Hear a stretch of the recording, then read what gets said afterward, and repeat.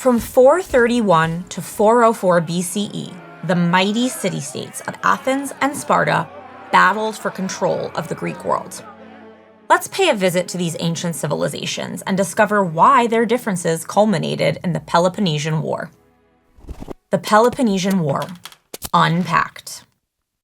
Though Athens and Sparta were geographically close, their cultures couldn't have been more distant. Athens had risen to prominence around 500 BCE as a center of arts and science. Boys born to upper-class families were encouraged to pursue education or go into business. Sparta, on the other hand, had a singular focus: war.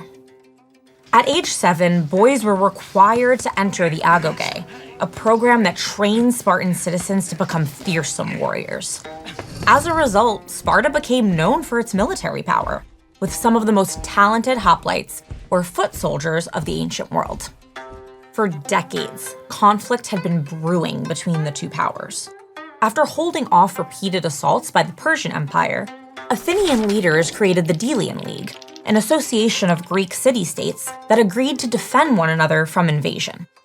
At the same time, Athens was becoming increasingly powerful, subjugating weaker city-states and using funds from the Delian League to expand its cultural and political influence throughout the region. Some city-states, tired of paying tributes to the Delian League, tried to rebel against Athens, but were shut down. Spartan leaders exploited the growing resentment of these city-states by positioning Sparta as a liberating force for all of Greece. The first phase of the Peloponnesian War began in 431 BCE and lasted for 10 years. Commonly referred to as the Archidamian War, a reference to Sparta's king at the time of the war's outbreak, this period was not especially eventful from a military standpoint. Athens constructed a wall that extended all the way to the Mediterranean Sea, which was mostly successful at keeping the Spartans out. Spartan forces attempted to draw out the Athenians by destroying their crop supply, while the Athenians used their powerful navy to attack the Peloponnese Peninsula, the Spartan homeland. Just as Athenian victory seemed within reach, a plague breached the city's walls, wiping out a quarter of the entire population, including Pericles, the city's great general and leader. The Archidamian War ended in 421 BCE, when Sparta and Athens signed a peace treaty.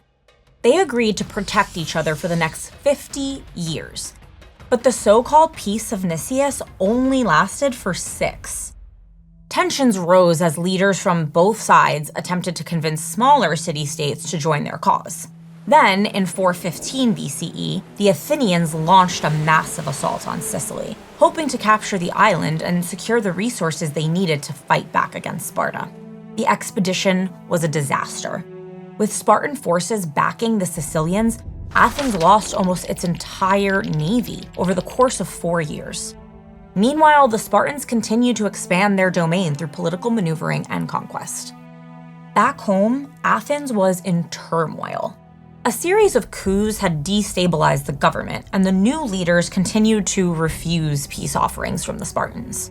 It wasn't until 404 BCE, after another decisive defeat at sea and a naval blockade that led to widespread starvation, that the Athenians finally conceded.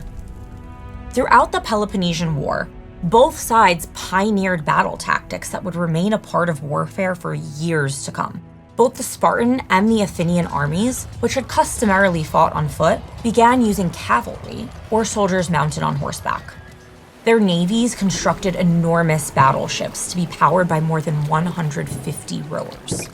At the same time, a new social class began to emerge: the mercenaries, or professional soldiers from other regions who were paid to participate in battle. It's a tradition that persists in warfare to this day. Though Athens was allowed to remain a city, it was never restored to its former glory.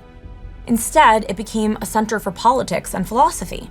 Many influential scholars, including Plato, Aristotle, and Socrates, founded their revolutionary schools of thought in Athens following the war. As for Sparta, their victory granted them political dominance in the region, but only temporarily. Within decades, the rival city-state of Thebes rose to crush Sparta, establishing their own dominance over the Greek peninsula.